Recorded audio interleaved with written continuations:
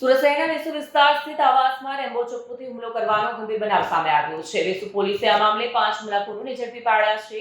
હુમલામાં એક યુવક ગંભીર રીતે ઘાયલ થયો છે. હાલ તે સારવાર અર્થે ખસેડાયો છે. સૂત્રો પાસેથી પ્રાપ્ત માહિતી મુજબ વેસુ વિસ્તારમાં રહેતા યુવક પર કેટલાક શખ્સોએ રેમ્બો ચપ્પુ જેવા ઘાતક હથિયારથી હુમલો કર્યો. હુમલામાં યુવકને ગંભીર ઇજાઓ પહોંચી. ઘટનાની જાણ થતાં જ વેસુ પોલીસ સ્થળ દોડી આવી અને તપાસ હાથ ધરી. પોલીસે આરોપીઓની શોધખોળ કરી 5 શખ્સોને ઝડપી પાડ્યા છે. પોલીસે હુમલામાં વપરાયેલ રેમ્બો ચપ્પુ પણ જપ્ત કર્યું છે.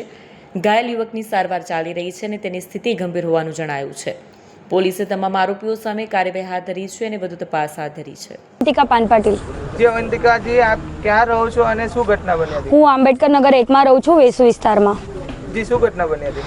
અમે નીચે ક્રિકેટ રમતા હતા અને બહારથી કોઈ લુખ્ખા છોકરાઓ આવ્યા છે, જે 4-5 ગાડી લઈને આવેલા અંદર મોહલ્લામાં. તે આંગણવાડી પાસે ઊભા રહીને એ કોઈને શોધતા હતા અને અમારા જે છોકરા પૂછવા ગયા એમને ગમે તેમ સામાન મારીને ચાલ્યા ગયા છે. જેમાં મારા જીજાજી છે, એક મારો ભાઈ છે, જેને એકને કિડની પર વાગ્યું છે, એકને હાથ પર વાગ્યું છે અને એકને અહીંયા જાંઘ પર વાગ્યું છે.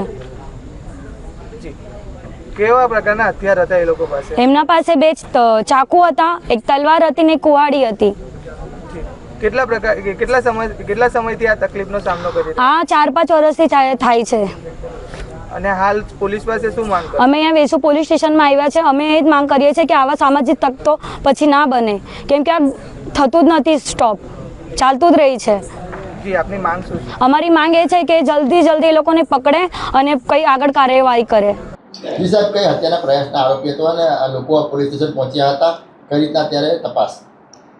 જે તારીખ 28/4/2026ના રોજ રાત્રિના આશરે 12 વાગ્યાના અરસામાં વેસુ ગામમાં આવેલ આંબેડકર નગર 1 એસએમસી આવાસની અંદર જે આ ગુનાના કામે જે ધરપકડ કરેલ જે આરોપીઓ છે એ કોઈક સુલતાન નામના વ્યક્તિને શોધમાં હતા, કોઈ એમની અંગત અદાવતના કારણે, અને એ આવાસની આવતા તો આવાસના જે સ્થાનિક રહીશો છે એની સાથે આ બાબતે કોઈ કારણસર વાદવિવાદ થયેલ. એ બાબતે જે આરોપીઓ છે એ પોતાની પાસે રહેલ પ્રાણઘાતક હથિયાર જેવા કે ચપ્પુ અને કુહાડીથી આ લોકો ઉપર જે ભોગ બનનાર અને ઈજા પામનાર જે છે એમના ઉપર એ લોકોએ હુમલો કર્યો હતો.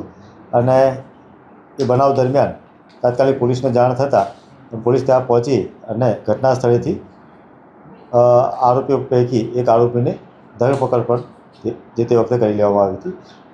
બાદ આમાં જે ભોગ બનનાર છે એને પરિવારની ફરિયાદના આધારે અન્ય આરોપીને પણ એ દિવસે પોલીસ દ્વારા કોમ્બિંગ કરી અને તાત્કાલિક એ લોકોની અટકાયત કરવામાં આવેલ છે. અને જેમાંથી જે એક અન્ય આરોપી છે જે એક કાયદાના સંઘર્ષમાં આવેલો હોય એવું તપાસ દરમિયાન જણાવેલ છે, જેની આગળની કાર્યવાહી કરવામાં આવી રહી છે.